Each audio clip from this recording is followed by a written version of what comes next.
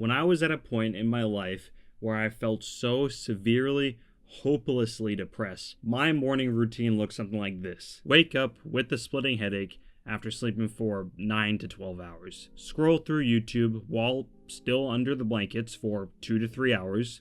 Shower for 15 minutes. Walk my dog maybe for 30 minutes. And now I need a break. Back to YouTube for a few more hours.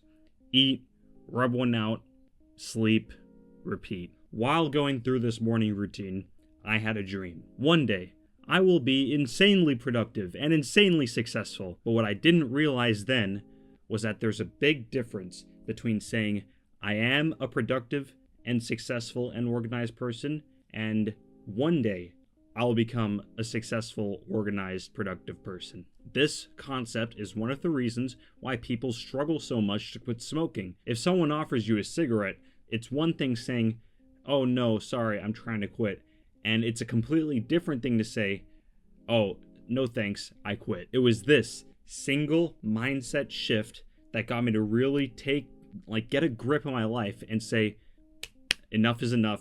I'm changing my life right now. Which leads me to the main 3 instrumental pillars for a productive morning routine.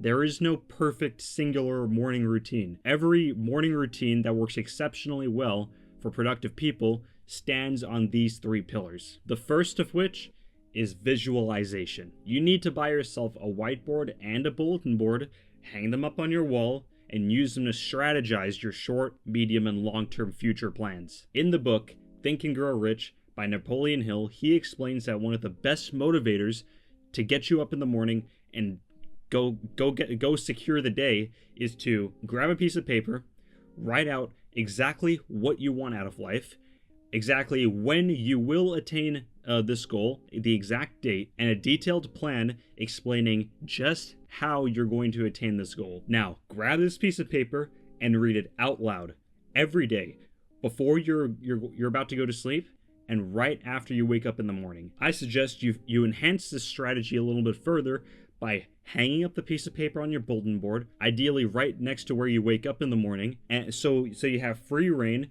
to strategize even further for little subdivision plans that you think you can use to add on to your overall grand scheme. Because in order to be productive and accomplish anything, you must have a burning, definite desire in your head, which leads to my second morning routine pillar, which is meditating. This is by far the most efficient way to enhance your ability to visualize your future and to constantly fan the flame to keep your burning desire alive. Just sitting down in a quiet place with your eyes closed where you know you won't be interrupted. Contrary to popular belief, meditating isn't just sitting down and thinking about nothing. You're always thinking about something.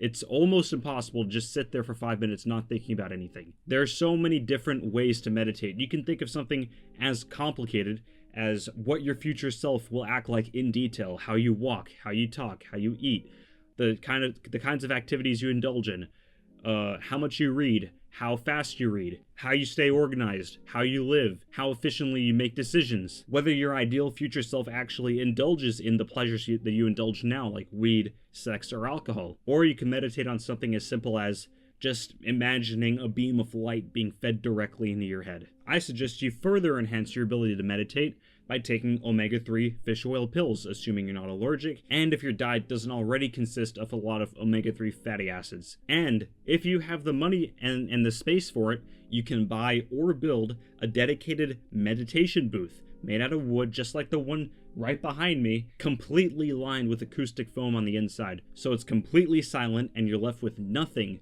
but yourself and your own thoughts with no outside interruption. The third and most subjective pillar revolves around personal, miscellaneous preferences. Whatever you feel puts you in the best possible mood, add it to your routine, and don't skip out on it. I prefer taking cold showers. Not everyone might like that option.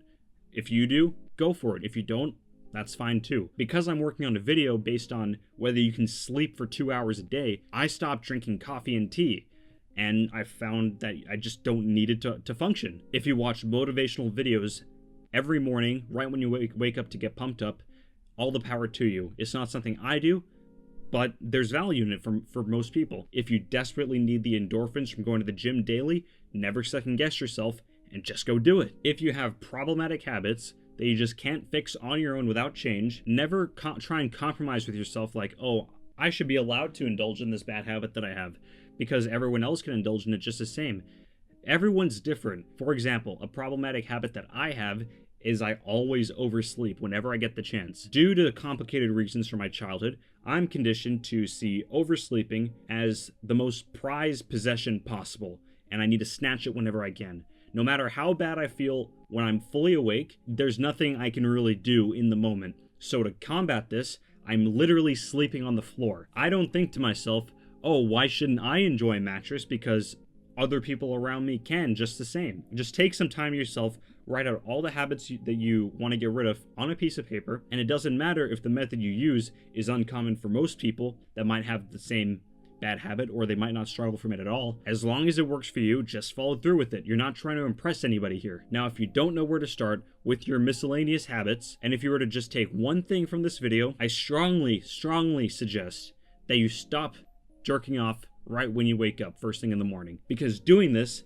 is literally the mental equivalent of shooting yourself in the foot for the rest of the day. I'll leave a link to yourbrainonporn.com in the description that leads you to the neatly organized page of the hundreds of studies that talk about how bad porn can be for your life. All in all, your daily routine or your morning routine should consist of flawless subjective habits that you didn't just pick because they work for someone else, you use because they work for you and only you, daily visualization of who and what you want to be in the future, and further enhancing this so you can really turn your thoughts into desires where they will eventually find their physical equivalent by meditating. If you have any morning routine habits that you feel like I missed, let me know in the comment section. Thank you for watching.